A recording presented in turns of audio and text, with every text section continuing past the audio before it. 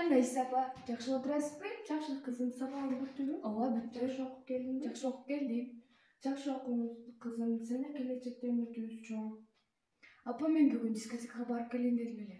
Дискотекада эмне кыласың кызым? Анда көрүш сабагыңды оку. Келечекте жакшы кесиптин ээси болгуң. Досторумдун баарысы кетип атыптыр. Мага көйнөк алып бериңизчи. Көйнөктө эмне кыласың? Азыр көйнөккө акча жетишсиз болуп жатат. Андан көрүш сабагыңды оку. Сабагыңды окуп, келечекке өзүңүз жакшы максат койгула. Дайыма эле оку дей бересизби? Кап этпесең угуп койчу, мондай болгон окуя. Чындык болбос калп нерседе жай айтылган акыя. Көк учкөндөр учуп жүрөт бир айылда тып-тынч. Жан көрүнбөй тегеректе болуп турса чак түш. Эшке чыкты бир карындаш кызыл үтү кийген. Сулуу чырай келбетине ишенгенин билген. Шаарды көздөй сапар алды, саркей сумка асынган. Кандай болот келечеги тагдырына тар. Болду көз сүйлөшпөйбүз мындан ары. Неге? Атының сыйлабаган мен сыйлайт белем.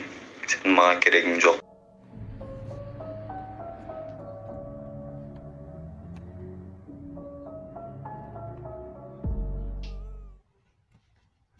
Апа, мени кечириңиз. Сизге кылган жаман мамилем үчүн, жаман иштерге барган үчүн мени кечириңиз, апа.